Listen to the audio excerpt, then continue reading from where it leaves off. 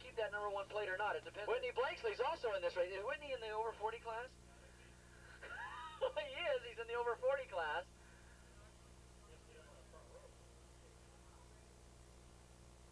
And they're going to wait for Ray to get back in position. He's going to be number 1 on the Suzuki.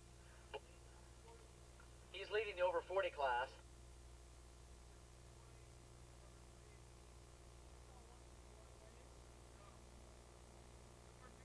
And away they go.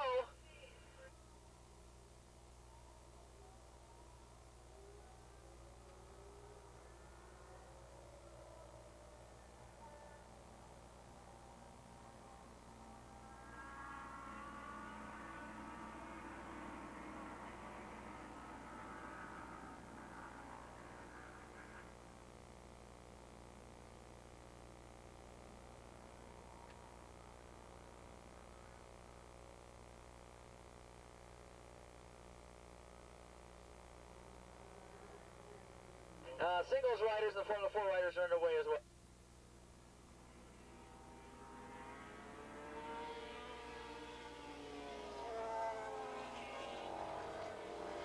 Well, everybody's starting to disperse themselves, and they're still giving congratulations to Earl Roloff down there at the Cycle Racer pit. I just hope they were going to save some food for me down there. And after the race, come on down and visit. Earl's still walking around in the pits. Joe, Al, they still got some, okay, it's still down there. all right, I'll be there in about 15 minutes.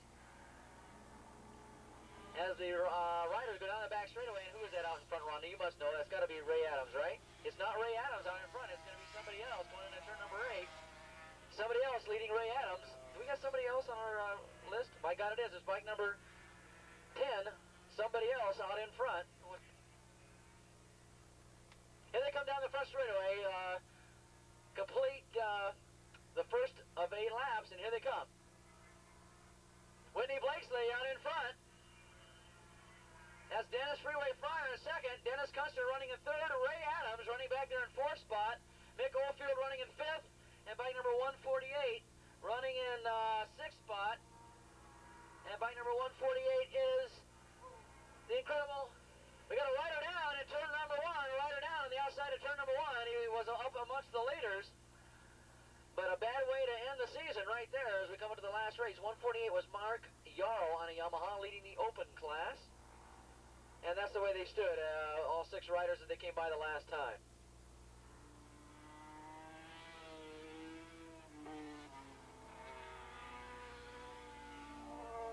Oh no, the rider down in turn number 1, that was Ray Adams, bike number 1, Ray Adams. He's up and all right, but he looks more like he's just upset more than anything else. And Ray, he crashed this morning, and he just bookended his whole day, or with a crash in the morning, and he crashes now again. It's too bad. It's a bad way to end Walter Nito's season. The number 1 rider this year, his bike now is laying on the outside of turn number 1. And Ray Adams, believe me, he is really upset out there. He's walking around, and he's very, very distressed. Okay, let's get back to the leaders out there on the back straightaway. Tough luck for Ray Adams, and a tough luck for Walter Nito. It really hasn't been Walter Nito's year this year, and we should see him possibly back up there in the points hunt again next year. Here they come down the front straightaway. Whitney Blakesley, a guy who's retired and hasn't raced in about a year and a half. And look at the lead he's got already over Dennis Freeway Fryer and Dennis Kunster as they battle for second. And Whitney Blakesley, just incredible. This guy, he retires and then he comes back and then he retires and comes back. And every time he comes back, he's always a threat. And he's out there leading the over 40 class.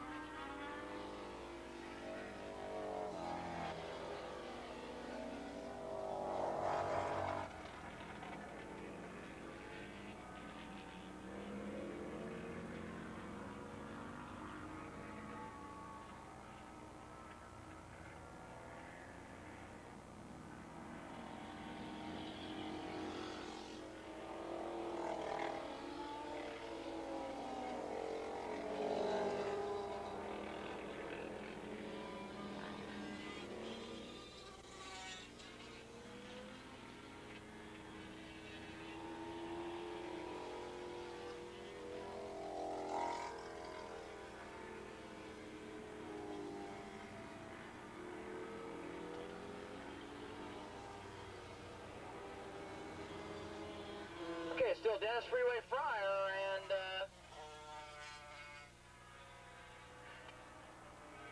Dennis Kunster running in third spot. They're still battling it out for second as they head around turn number 2. Nick Oldfield still holding down fourth spot, and he's now leading the open class. Then comes bike number 279. That is Greg Werby on a Yamaha, and he's second in that open class. Then comes third, your early leader Mark Yarl on a Yamaha. He's third in that open class. This is the open Battle of the Twins class.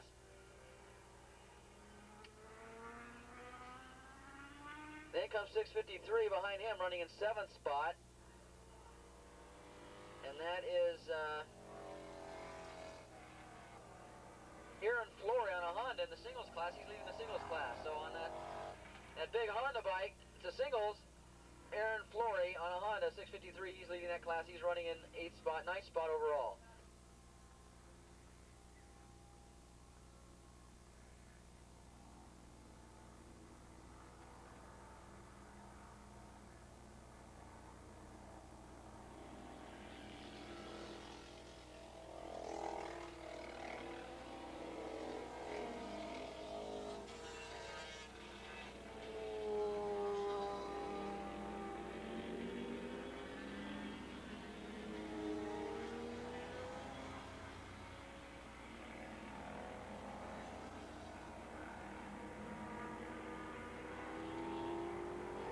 Okay, your third place runner, Dennis Kunster, bike number 220,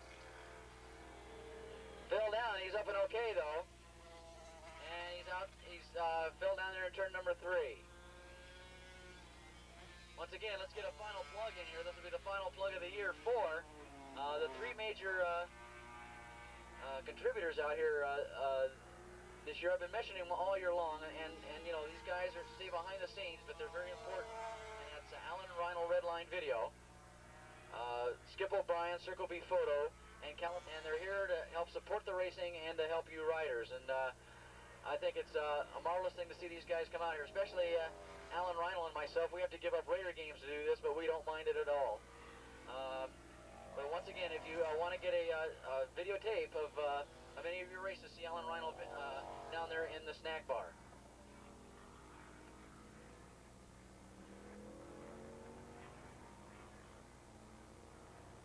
We're at the halfway point in this race, and right now it is all Whitney Blakesley. As look at him carve his way up through the field here. He's flying down this front straightaway, passing the slower 250 modified production riders. If we can't go down this far, Ronald, let's see if we can't see who's leading that 250 modified production class, because that class has become very important. There only used to be about 2 or 3 bikes in that, and then Kawasaki came through with a little contingency for those little Ninja bikes, and all of a sudden, bang, this whole class is bloated out to about 8 or 9 riders, and amongst them we've got Gomendia, Mellerin, Margan Ross, Willie Sarzi, who early on was picking up all the prize money from Kawasaki in that class, 715, Scott Cleff, Alfred Bayona, Paul Fricaro, Jim Modelin, and Jeff Hupner, and those are the riders in that 250 modified production class.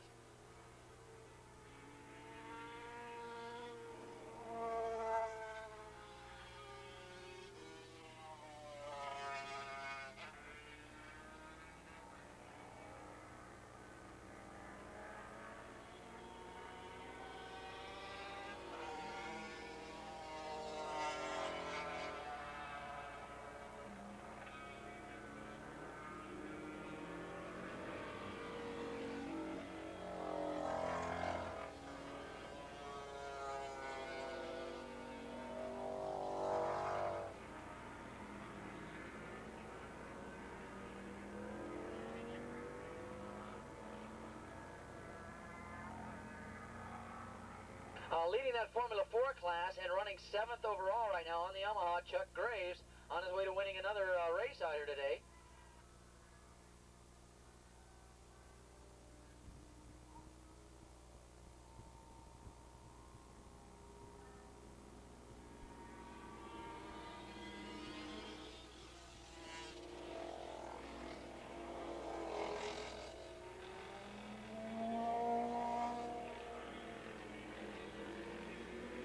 Okay, the white flag has come come out, ladies and gentlemen. We're on the last lap of the last race, the last month, and the last year for the AFM for 1986.